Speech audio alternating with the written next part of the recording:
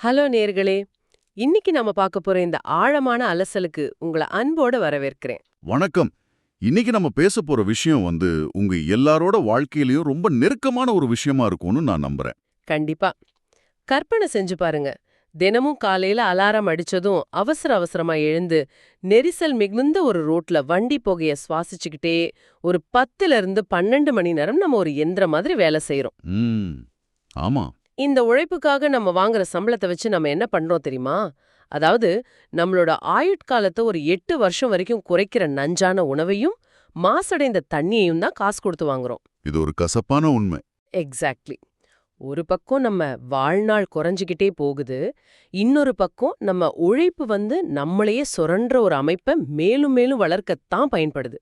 இன்னைக்கு நம்ம கிட்ட இருக்கிற saferland.pdf அப்படிங்கிற ஒரு சுவாரஸ்யமான ஆதாரத்தை வச்சு இந்த முடிவற்ற எலிப்பொறி, அதாவது ரேட் ரேஸ்லேருந்து எப்படி தப்பிக்கிறது அப்படிங்கறத பத்தி தான் அலச போறோம். ஆமா, இந்த டாக்குமெண்ட்ல நிறைய விஷயங்களை ரொம்ப தெளிவா சொல்லியிருக்காங்க. அதுல குறிப்பா பாத்தீங்கன்னா 2026ஆம் ஆண்டோட புள்ளி விவரங்கள் சொல்லியிருக்கிறாங்க. ஒரு தனிநபரோட அடிப்படை தேவைக்கே மாசம் 27,300லேருந்து 30,000 ரூபாய் வரைக்கும் செலவாகுது. அடேங்கப்பா. அது மட்டும் இல்ல, சென்னையில வாழ்ற ஒரு சராசரி குடும்பத்தோட செலவு 50,000லேருந்து 1,16,000 ரூபாய் வரைக்கும் எகிரிடுச்சு.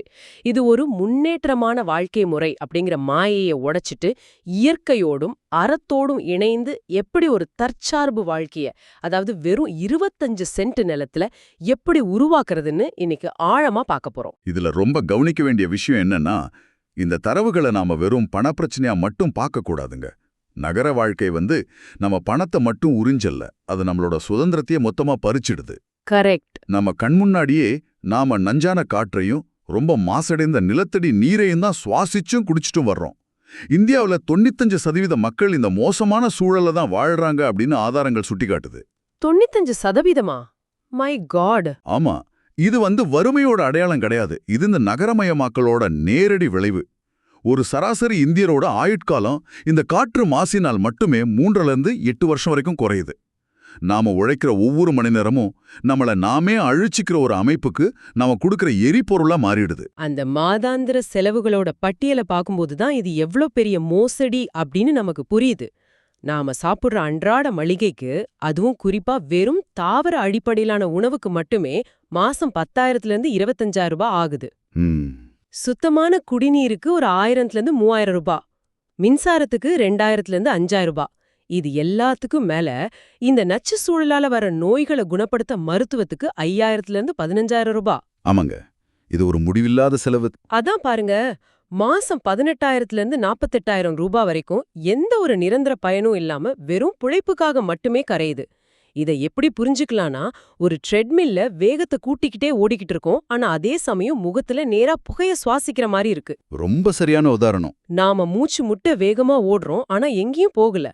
நாம சோர்வடைகிறோம், ஆனா அந்த ட்ரெட்மில்லோட மீட்டர் மட்டும் ஓடிக்கிட்டே இருக்கு. இந்த இடத்துல ஒரு சுவாரஸ்யமான விஷயத்தை நாம பார்க்கணும். அந்த ட்ரெட்மில்ல இருந்து கீழே இறங்குறதுக்கு பேர் தான் தற்சார்பு. நீங்க சொன்ன அந்த 48,000 ரூபாய் மாதாந்திர செலவு இருக்கு இல்லையா, தற்சார்பு வாழ்க்கைக்கு மாறும்போது அது எப்படி வேலை செய்யுதுன்னு பார்க்கணும். அந்த செலவு அப்படியே குறைஞ்சுதுமா? அது மாயாம மறையறதில்ல. ஆனா நீங்க அந்த பணத்தை ஒரு கார்ப்பரேட் அமைப்புக்கு கொடுக்கறதுக்கு பதிலா இயற்கை கிட்ட இருந்து நேரடியா அந்த தேவைகளை வாங்கிக்கிறீங்க. உங்க சொந்த நிலத்துல விளைஞ்சதை சாப்பிடும்போது அங்க மளிகை செலவு அப்படிங்கிறது 0 ஆயிடுது. ஓ, லாஜிக் புரியுது. அதே மாதிரி மேற்கூரையில விழும் மழைநீரை சேகரிச்சு ரொம்ப எளிய முறையில வடிகட்டி பயன்படுத்தும் போது குடிநீர் செலவும் இல்ல. நிலத்தடி நீர்ல இருக்கிற ரசாயனங்களோ கடினத்தன்மையோ மழை நீர்ல கிடையாது. சூரிய சக்தியை பயன்படுத்தும் போது கரண்ட் பில்லும் கிடையாது. வாவ். இதுல மிக முக்கியமான விஷயம் என்னன்னா, நஞ்சில்லாத உணவும் சுத்தமான காற்றும் கிடைக்கும்போது நம்ம உடம்புல இருக்கிற செல்கள் தன்னைத்தானே புதுப்பிச்சுக்குது. இதனால அந்த மருத்துவ செலவு 90% குறைஞ்சிடுது. உங்களுக்கான வாழ்வாதாரத்தை நீங்களே உற்பத்தி செய்யும் போது பணத்தோட தேவையே அங்க அறுபட்டு போகுது. அப்போ பணத்தோட தேவையை குறைக்கிறது தான் முதல் படி. ஆனா ஒரு விஷயம், நகரத்தோட இந்த நச்சு சூழல்ல இருந்து தப்பிக்க வெறும் இந்த பட்ஜெட் பிளான் மட்டும் பத்தாதுன்னு நினைக்கிறேன். இதுக்கு ஒரு ஸ்ட்ராங்கான தத்துவவாத அடித்தளம் தேவைப்படுது. கண்டிப்பா தேவை. இந்த டாக்குமெண்ட்ல வள்ளலார் மற்றும் ஐயா நம்மாழ்வார் இவங்களோட சிந்தனைகளை ரொம்ப அழகா இணைச்சிருக்காங்க.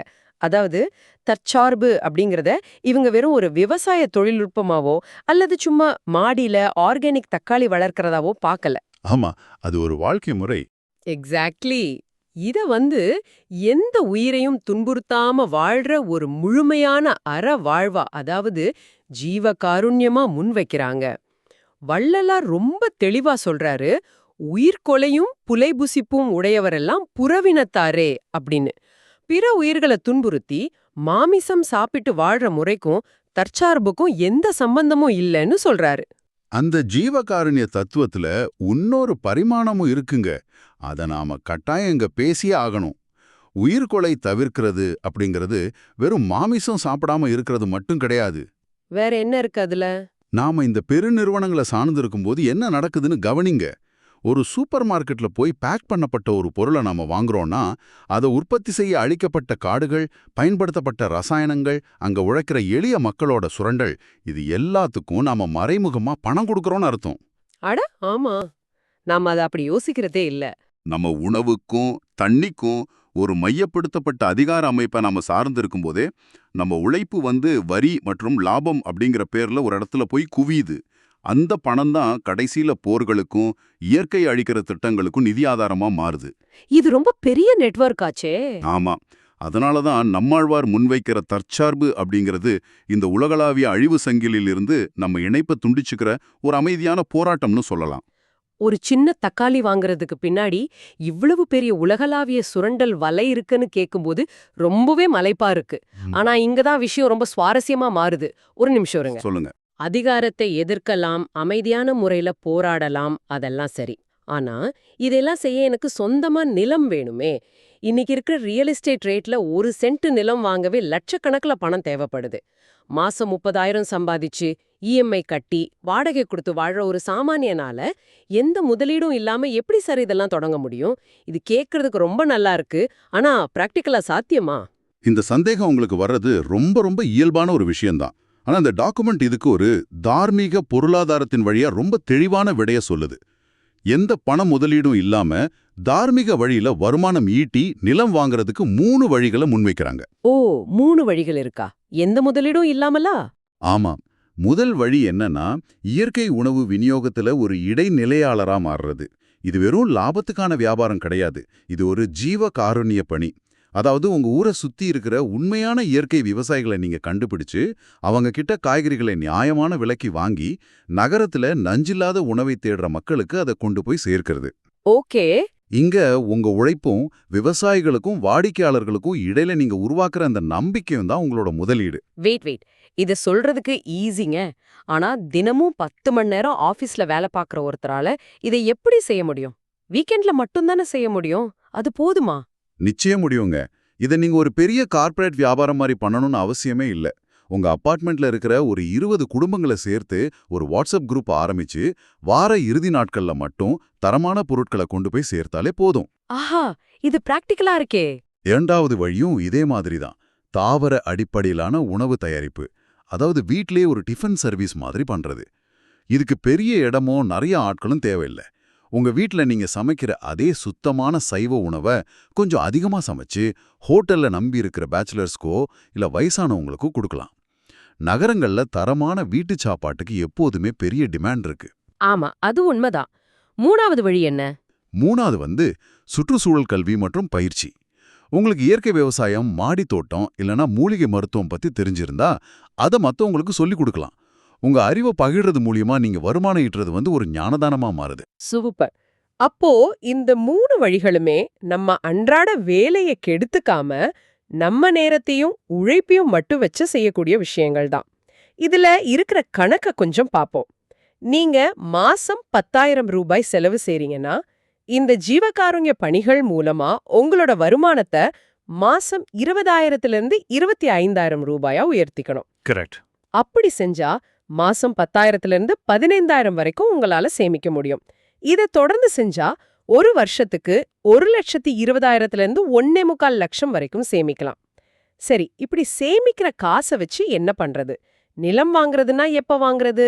நிலம் வாங்குறது அப்படின்னே பலரும் சிட்டிக்கு பக்கத்துல ஸ்கொயர் ஃபீட் கணக்குல விற்கிற பிளாட்டுகளை தான் நினைக்கிறாங்க. ஆனா தற்சார்பு வாழ்க்கைக்கு அது தேவையில்லை.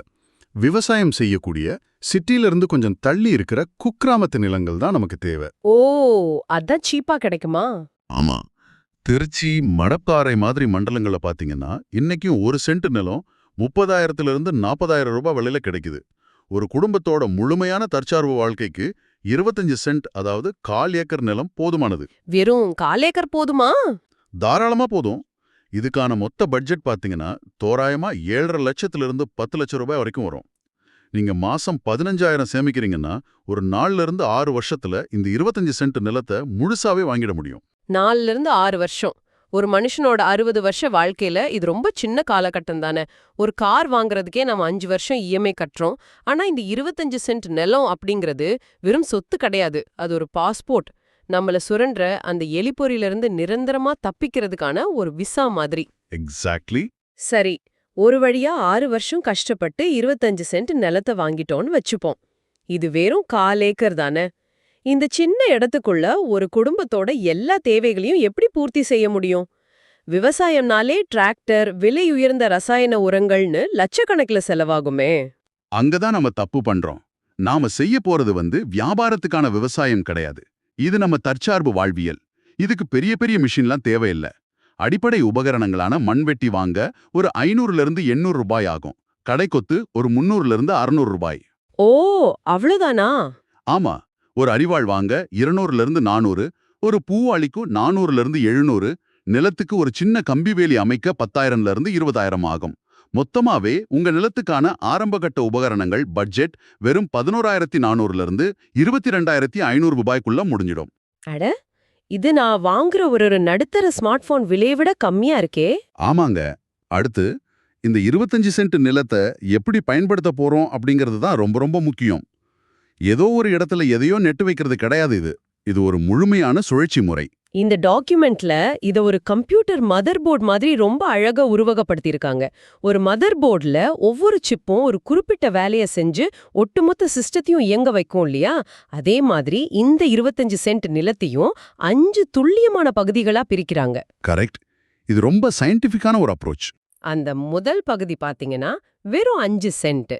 இதுல நாம தங்கறதுக்கான சின்ன வீடும் மூலிகை தோட்டமும் இருக்கும். இதுல ரொம்ப முக்கியமான விஷயம், இங்கதான் அந்த மழைநீர் சேகரிப்பு தொட்டி வரப்போகுது. ஒரு சின்ன கூரையில விழும் மழைய பிடிச்சு கிராவிட்டி மூலமா சுமார் 40,000 லிட்டருக்கும் மேல தண்ணிய சேமிக்க முடியும். இது ஒரு குடும்பத்தோட ஒரு வருஷ குடிநீர் தேவைக்கு தாராளமா போதும். ஆமாங்க. அடுத்ததா இரண்டாவது பகுதி ஒரு 8 சென்ட். இது உங்க உடம்புக்கு தேவையான கார்போஹைட்ரேட் மற்றும் புரத தேவைகளை பூர்த்தி செய்யறதுக்கானது. இதுல நெல், கம்பு, கேழ்வரகு மாதிரி தானியங்களும் பருப்பு வகைகளும் பயிரிடப்படும். இது எல்லாமே ஒரு சுழற்சி முறையில நடக்கும். மூணாவது பகுதி 6 சென்ட். இது முழுசாவே காய்கறி தோட்டத்துக்கானது. கத்திரி, வெண்டை, தக்காளி, கீரை வகைகள்னு அன்றாட தேவைக்குரிய காய்கறிகள் எல்லாம் இங்க வளரும். அப்புறம் 4வது பகுதி ஒரு 4 சென்ட் நிலம். இது பழமரங்களுக்கானது. ஆமாமா, தென்னை, நெல்லி, பப்பாளி, கொய்யா மாதிரியான ரொம்ப நாள் பலந்தர மரங்களை இங்க வளர்க்கலாம். இந்த மரங்கள் உங்களுக்கு நிழலையும் சுத்தமான காற்றையும் சீசனுக்கு ஏத்த பழங்களையும் கொடுக்கும். இதெல்லாம் கேக்குறதுக்கு ரொம்ப அருமையா இருக்கு. ஆனா எனக்கு ஒரு டவுட். நிலத்துக்கு எப்படி உரம் போடுறது? வெளியில இருந்து ரசாயன உரத்தையோ இல்ல மாட்டுச் சாணத்தையோ காசு கொடுத்து வாங்கினா அது தற்சார்பாகாதே. இதுக்கு என்ன தீர்வு? அங்கதான் அந்த 5வது பகுதியான 2 சென்ட் நிலம் வேலை செய்யுது. ஒட்டுமொத்த மதர் போர்டையும் இயங்க வைக்கிற பேட்டரி மாதிரி செயல்படுறது இதுதான். இத மண்ரொட்டி முறை அல்லது சாயில் சாண்ட்விச் அப்படின்னு சொல்றோம். இயற்கை விவசாயத்துல இது ஒரு மிகச்சிறந்த கழிவு மேலாண்மை மற்றும் உர தயாரிப்பு முறை. அது எப்படி செய்றாங்க? சாண்ட்விச் மாதிரியா? ஆமா, பேருக்கு ஏத்த மாதிரியே தான். முதல்ல காய்ந்த சருகுகள், இலைகளை ஒரு லேயரா பரப்பணும். இது மண்ணுக்கு தேவையான கார்பனை கொடுக்கும். அதுக்கப்புறம் பச்சை இலைகள், காய்கறி கழிவுகள் மாதிரி நைட்ரோஜன் சத்து இருக்கிற பொருட்களை அடுத்த லேயரா வைக்கணும். அதுக்கு மேல கொஞ்சமா மாட்டுச்சாணம், மேல்மண்ணை தூவணும். ஓஹோ. இந்த அடுக்குகள் எல்லாம் ஒரு ஸ்பாஞ்ச் மாதிரி செயல்பட்டு நுண்ணுயிரிகளை பெருக்கி காற்றோட்டத்தை அதிகப்படுத்தி ஒரு சூப்பரான மண்புழு உரம் ரெடி ஆயிடும். இந்த 2 சென்ட் நிலத்துல தயாராகிற உரம் தான் மீதி இருக்கிற 23 சென்ட் நிலத்துக்கும் உணவா போக போகுது. வாவ்! ஒரு குடும்பத்தோட முழுமையான உணவு சங்கிலி, நீர் ஆதாரம், கழிவு மேலாண்மைன்னு எல்லாமே வெளியில இருந்து எந்த பொருளும் வராம அந்த 25 சென்ட்டுக்குள்ளேயே ஒரு மூடிய சுழற்சியா, அதாவது ஒரு க்ளோஸ்டு லூப்பா செயல்படுது. இது உண்மையிலேயே அறிவியலும் அறமும் சேர்ந்த ஒரு கலைப்படைப்பு தான். கண்டிப்பா. ஆனா இது எல்லாம் கேட்கும்போது நேயர்களுக்கு ஒரு கேள்வி வரலாம். இது ரொம்ப பெரிய நீண்ட கால திட்டமா இருக்கே, இதை நோக்கி நான் இன்னைக்கு என்ன செய்ய முடியும் அப்படின்னு தோணலாம். அந்த 25 சென்ட் நிலம் வாங்குற வரைக்கும் நம்ம சும்மா காத்திருக்க தேவையில்லை. இன்னிக்கே தொடங்குறதுக்கு 3 எளிய வழிகளை இந்த டாக்குமெண்ட் சொல்லுது. ஆமாங்க. முதல் வழி, உங்க கைகள் மண்ணை தொட்டட்டும். உங்ககிட்ட சொந்தமா நிலம் இல்லைன்னா பரவாயில்ல, உங்க வீட்டு மாடியிலோ பால்கனிலோ இல்ல ஜன்னல் ஓரத்திலேயோ வெறும் 5 தொட்டிகளை வச்சு இன்னிக்கே காய்கறிகளையோ கீரைகளையோ வளர்க்க தொடங்குங்க. ஒரு சின்ன விதை முளைச்சு செடி ஆகிறத பார்க்குற அந்த அனுபவம் இருக்கு பாருங்க, அது உங்க மனநிலையே மொத்தமா மாத்திரும். கண்டிப்பா. 2வது வழி, நம்ம முன்னாடியே பேசின மாதிரி உங்க வருமானத்தை பெருக்குங்க. உங்க வேலைய விட்டுடாம வீக்கெண்ட்ல மட்டும் பகுதி நேரமா ஜீவகாருண்ய பணிகளை தொடங்குங்க. இயற்கை உணவு விநியோகமோ இல்ல டிஃபன் சர்வீஸோ பண்ணி அதுல வர்ற பணத்தை உங்க எதிர்கால தற்சார்பு நிலத்துக்கான ஃபண்டா மாத்துங்க. 3ஆன வழி ரொம்ப எளிமையானது, ஆனா ஆழமான அறம் சார்ந்தது. மரம் நடுறது. உங்களுக்குன்னு ஒரு பிடி மண் இல்லைனா கூட பொது இடங்கள்ல, ஏரிக்கரைகள்ல இல்ல உங்க நண்பர்களோட நிலத்துல ஒரு 5 பழமரக் கன்றுகளை நடுங்க. அது பல வருஷம் வளர்ந்து நீங்க யாருக்கோ செஞ்ச கொடையா பல உயிர்களோட பசிய ஆத்தும். சூப்பர். எந்த பலனையும் எதிர்பார்க்காம பசிய போக்குறது தானே ஜீவகாருண்யத்தோட உச்சம். திருவள்ளுவர் சொல்ற மாதிரி, உழுதுண்டு வாழ்வாரே வாழ்வார், மற்றெல்லாம் தொழுதுண்டு பின் செல்பவர். உழவு அப்படிங்கிறது வெறும் தொழில் இல்ல, அது யாரையும் சார்ந்து இல்லாத ஒரு உண்மையான சுதந்திர வாழ்வு. இன்னைக்கு நீங்க போடுற இந்த சின்ன உழைப்பு தான் நாளைக்கு பல தலைமுறைகளை காப்பாத்த போற உங்க தற்சார்பு சொத்து. நாம இதுவரைக்கும் பேசின எல்லாமே உங்க சிந்தனைக்கான விதைகள் தான். இந்த அமைப்பை புரிஞ்சுக்கிட்டு அது வெளியில வர்றதுக்கான வழியை உருவாக்குறது உங்க கையில தான் இருக்கு. இயற்கையோடு ஏய்ந்த இந்த வாழ்வு சாத்தியமானு யோசிக்கிறதே உங்களோட முதல் கட்ட வெற்றி தான். உண்மையாவே இது நம்மள நாமே சுய பரிசோதனை செஞ்சுக்க வேண்டிய ஒரு தருணம். இந்த ஆழமான அலசலை நிறைவு செய்யறதுக்கு முன்னாடி ஒரு முக்கியமான கேள்விய நேயர்களான உங்க முன்னாடி வைக்க விரும்புறேன். நாம சின்ன வயசுல இருந்தே ஓய்வு காலம் அல்லது ரிட்டையர்மெண்ட் அப்படிங்கறத எப்படி பாக்குறோம்? ஒரு 60 வயசு வரைக்கும் வேலை செய்யறது. ஆமா, 60 வயசு வரைக்கும் ஒரு எந்திரம் மாதிரி உழைச்சு லட்சக்கணக்குல மருத்துவ செலவுக்காக காசை சேமிச்சு வச்சுட்டு முழங்கால் வலியோட ஒரு அடுக்குமாடி குடியிருப்புல முடங்கி கிடக்கிறது தான் ஓய்வா? சமூகத்தால் கட்டமைக்கப்பட்ட இந்த ரிட்டையர்மெண்ட் கனவு உங்களை 60 வயசு வரைக்கும் இந்த நகரத்தோட எலிப்பொறிக்குள்ளேயே சிக்க வைக்கிறதுக்காக முதலாளித்துவ அமைப்பு விரிச்ச ஒரு வலைன்னு நீங்க எப்பவாவது நினைச்சிருக்கீங்களா? ரொம்ப ஆழமான கேள்வி இது. 5 சென்ட் நிலத்தை வாங்கி உங்களோட 30 அல்லது 40 வயசுலயே இந்த அமைப்பிலிருந்து விடுபட்டு முழுமையான சுதந்திரத்தோட வாழ்றது தான் உண்மையான ரிட்டையர்மெண்ட் அப்படின்னு ஏன் நம்ம சிந்திக்க கூடாது? கண்டிப்பா சிந்திக்கணும். பிற்காலத்துல அனுபவிக்கலான்னு நினைச்சு இன்னைக்கு உங்களோட இளமையையும் ஆரோக்கியத்தையும் சுதந்திரத்தையும் ஒரு நகரத்தோட புகை மூட்டத்துக்குள்ள நீங்க வித்துக்கிட்டு இருக்கீங்கன்னா நீங்க கொடுக்க போற உண்மையான விலை என்னவாக இருக்கும்? சற்று சிந்திச்சு பாருங்க. ஆமாங்க, எல்லாரும் இதை பத்தி யோசிக்கணும். மீண்டும் ஒரு சுவாரஸ்யமான ஆழமான அலசலில் சந்திப்போம். அதுவரை மண்ணையும் உயிர்களையும் நேசிப்போம். நன்றி, வணக்கம். இதுவரை